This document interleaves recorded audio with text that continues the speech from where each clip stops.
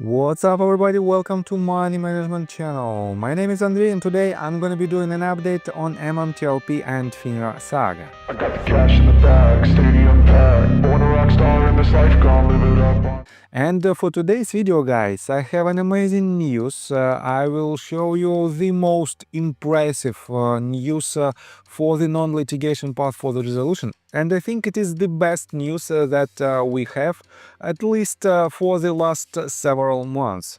And on top of that, guys, I will show you a recap of all the litigation processes that we have on the table right now. And I will show you how important to be extremely focused on our case, and I will show you the most impressive example on this case. So, and before we dive deep into all of these, guys, please hit the like button for YouTube algorithm and drop me a line in the comment section if you think my videos are valuable for you. And today's video I want to begin with this petition again. For now you can see that there is about 400 signatures, 400 people already signed this petition, and I have to admit that we have less than 24 hours left till this petition is closed by Daniel. And if you agree with all the statements that Daniel mentioned in this open letter, you're free to sign this petition as well. So, and let me show you why it is very important to be extremely focused on our case. And let me show you this tweet that was written by Daniel just a couple of days ago. Looking forward to stepping away from the MMTLP chaos and my actual job to serve as a guest speaker at a dining out later this week. After years of not wearing them, I finally updated my full-sized medals. Marlowe White even threw in a free ribbon rack. Wood.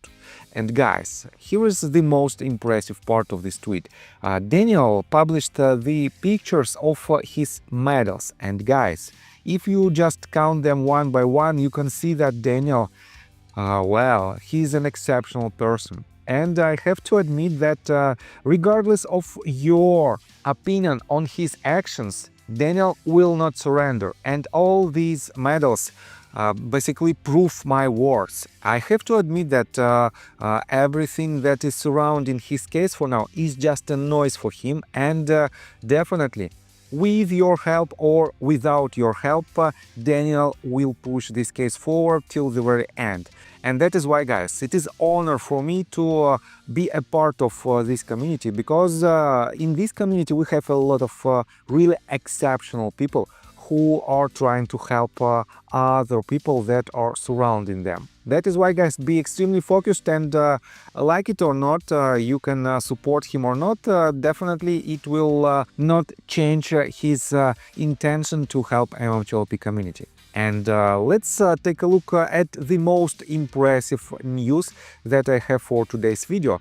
Unusual Wells wrote this just yesterday, and it says, breaking: President-elect Donald Trump's nominee to be the next Attorney General of the United States, Pam Bondi, disclosed owning more than $3.9 million in stock in Trump's Truth Social platform DJT in December. Bondi acquired the shares of Truth Social stock as compensation for consulting work when the company completed the SPAC merger and went public last March.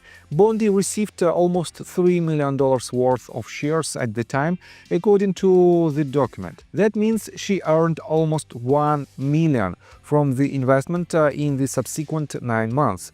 Bondi has pledged to sell off her Truth Social shares as soon as practicable, but not later than 90 days after my confirmation. And it is the direct speech from Pam.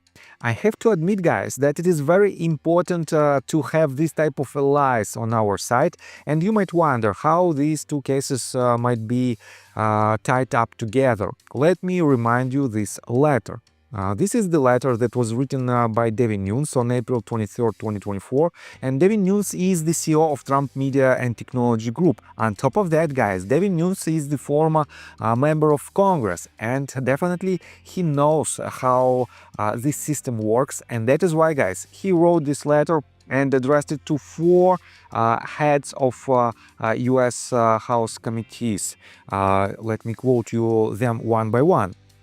the Honorable Jim Jordan, Chairman of Committee of the Judiciary, U.S. House of Representatives, the Honorable Jason Smith, Chairman Committee on Ways and Means, U.S. House of Representatives, the Honorable Patrick McHenry, Chairman Committee on Financial Services, U.S. House of Representatives, and the Honorable James Comer, Chairman Committee on Oversight and Reform, U.S. House of Representatives.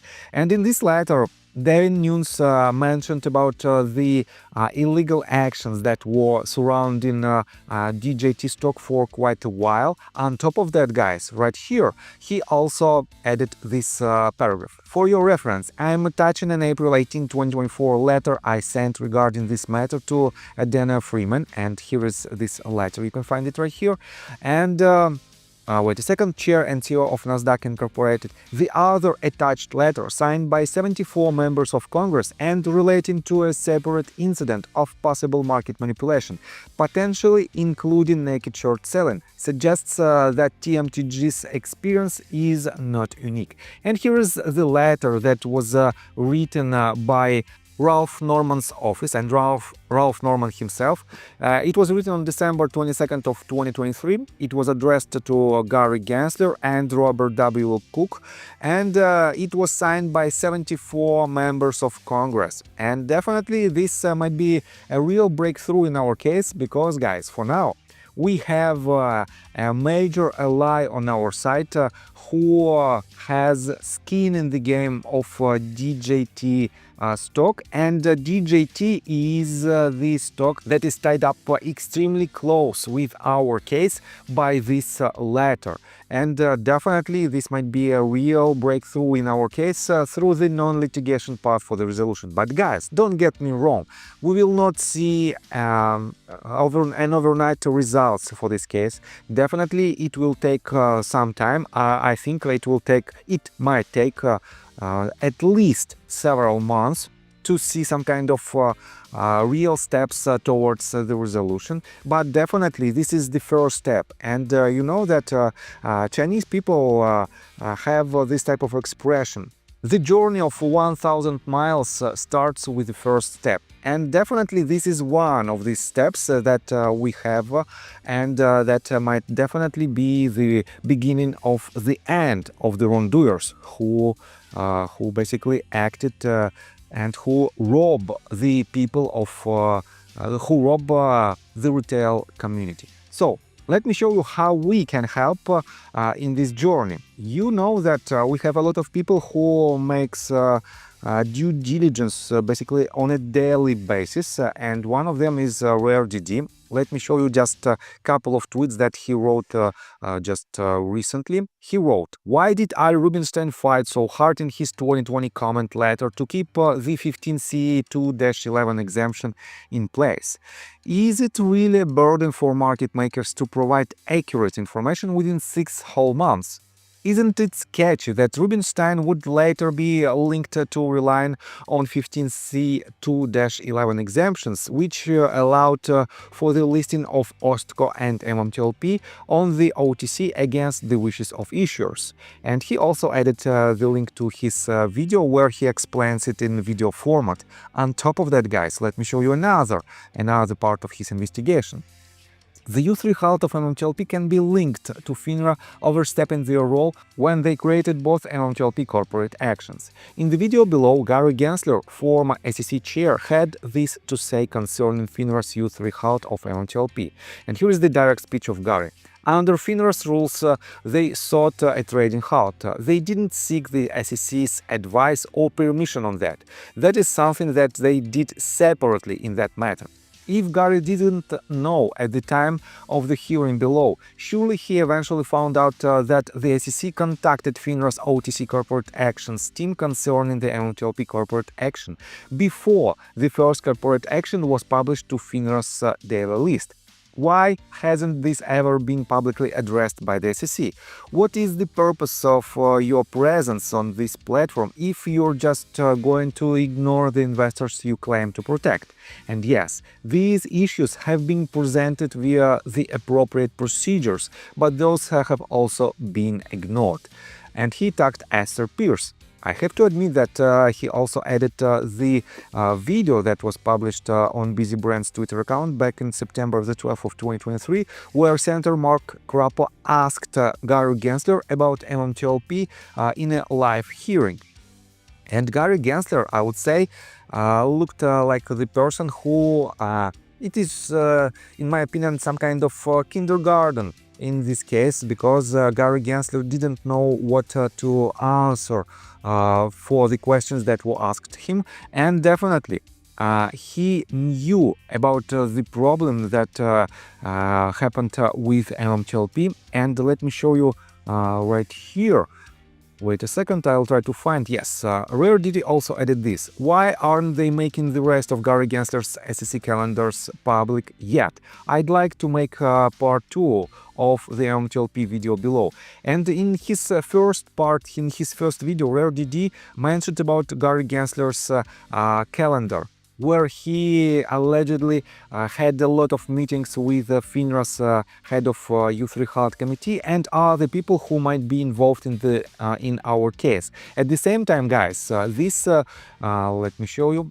This hearings was well, I would say it is quite interesting, but at these hearings, Gary Gensler said that he didn't know about the case, he didn't know about the MMTLP case, all the details. But at the same time, guys, if the calendar that should be publicly disclosed shows that Gary Gensler had a lot of meetings that potentially were related to MMTLP case, and if the dates of these meetings is before September 13th of 2023, when he answered to the questions of Mike Crapo, in this case, guys, it will be another evidence that Gary Gensler lied in front of the Congress, and this means, guys, he has to be prosecuted. So it is simple as that, but unfortunately we have, not we, but authorities have a total immunity. That is why we are still fighting, and that is why, guys, we are trying to pursue any possible path to the resolution. And one of these paths, and I would say I don't think that it will lead us anywhere, but it might be useful just in order to understand the problem in general. You know that, wait a second, I will show you. Nancy Dane, she is an author and basically she's a writer. She wants to write a novel about MMTLP case based on the MMTLP saga. And she wrote this on January 29th. Regarding my last post, I would like to address the concerns of some who think a novel would trivialize the honor of what happened to thousands of you who have lost fortunes by having your funds unjustifiably frozen. First, please hear me. I never intend to trivialize your plight. My goal is to shed light on it. In all of my novels, I include a foreword which I call a word from the author. That is where I tell what is real and what is not. Here I will make it clear what actually happened to you. I wish you could see the emails from readers who told me they had never heard of Naked Shorts until they read my last novel. To see how I portrayed the real events in it, but as a fiction, I urge you to read the prologue. You don't have to buy the book. You can read it by selecting read a sample or on audio listen to a sample.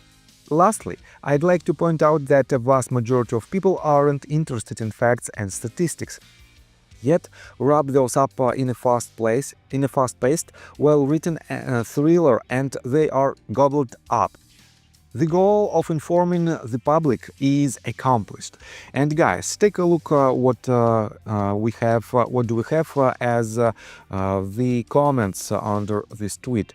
The OG Marine wrote this: "Just be careful. Twitter is full of hateful people. Just look at AMC-related influencers or BBBY, even MMTLP and GME. There is a lot of infringing. Say or question something they don't like. You are ridiculed, insulted and attacked. Be safe." And Daniel answered to this: facts. This means, guys, Daniel knows that if your actions or your statements are not staying in line with the let's say, the majority of, not the majority, but with the sum of community members, in this case, potentially these community members might attack you, and they can do it in the most harmful ways. That is why, guys, you have to be extremely cautious with any of your statements. And I want to say one more time, just be patient and respect other community members. And here you can see, wait a second, I will show you that, for example, Iron Ape MMTLP was extremely angry on Nancy and on her basically actions. He wrote, "Can't handle the truth, Nancy. Blocked me. F you and F your book. People out here have died. This ain't a novelty with some cute book title. People have lost everything." And I have to admit that, yes, if you are a public person like Nancy, and if you want to do something that you know how to do it, some people might don't like it and some people might attack you. I don't want to blame Iron Ape MMTLP because he is a quite active MMTLP community member, and he also lost a lot of his investment in MMTLP case.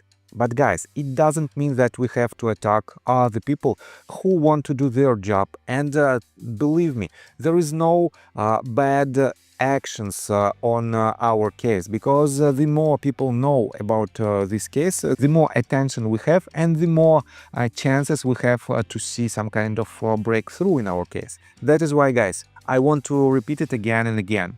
Be polite and respect other community members. So, and for now, let's take a look at the legal updates. Junk Sadie wrote this tweet, and she basically summarized all the litigation processes that we have on the table right now. Legal updates. Included below are all the pending legal actions regarding the MMTLP fiasco as of January 29th of this year. Summaries and court listener links included. First one. Torchlight versus NextBridge Hydrocarbons, and this is the class action lawsuit. And let me show you the current status. Change of venue on August the 12th of 2024. Motion to dismiss filed. Motion to dismiss response. Rebuttal to motion to dismiss response filed. Waiting for oral arguments and or judge's ruling. Next one. Metamaterials bankruptcy. I would say it is not directly related to our case, but let it be here. Next one. Securities and Exchange Commission versus Burda and Al.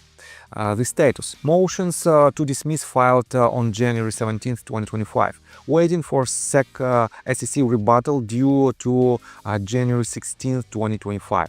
And I have to say that just recently, just a couple of days ago, I showed you the most recent updates on this case, and I showed you the deadlines that we have in this litigation.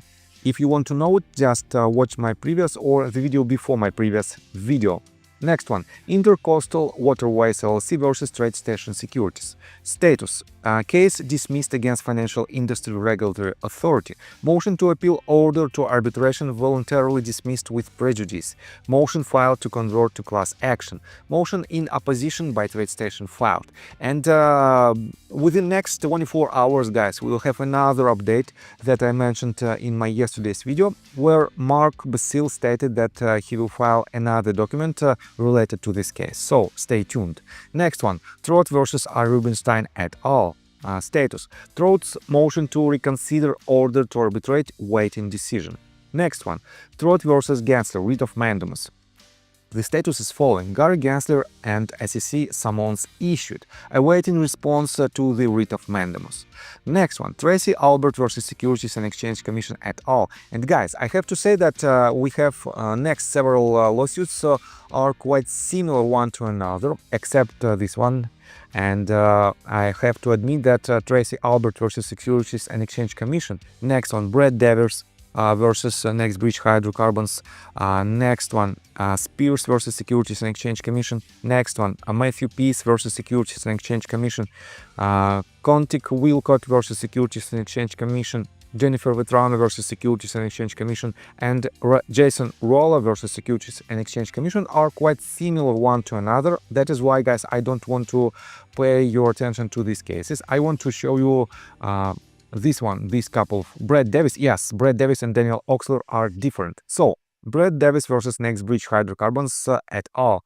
Status: first amended complaint filed December 26, 2024. No summons issued. Next one, Daniel Oxler, Marcos E. Montero versus Securities and Exchange Commission. Here is the status. First amended complaint filed December the 30th of 2024. Dismissed claims against previous defendants. No summons issued. So, guys, I have to admit that we have plenty of cases that are active, and we have to wait some kind of rulings on these cases. That is why, guys, stay tuned and be focused on our main goal. And guys, let me tell you my personal story. I have a wife and 2 children aged 11 and 15, as well as a small dog.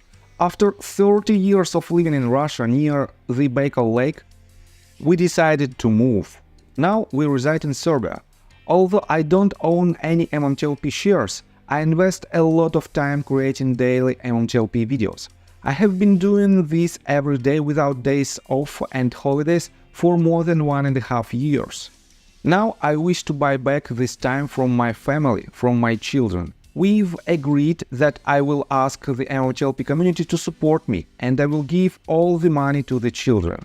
Therefore, if you believe that I am providing useful content for you and wish to support me, you can join my Patreon account. For $5 a month, I will add your name to my list of supporters if you wish. Thank you in advance. The link you can find in the description below. So, I think that's all information that I want to provide you. If you like my video, please hit the like button and subscribe to my channel, and see you guys and girls next time. Bye!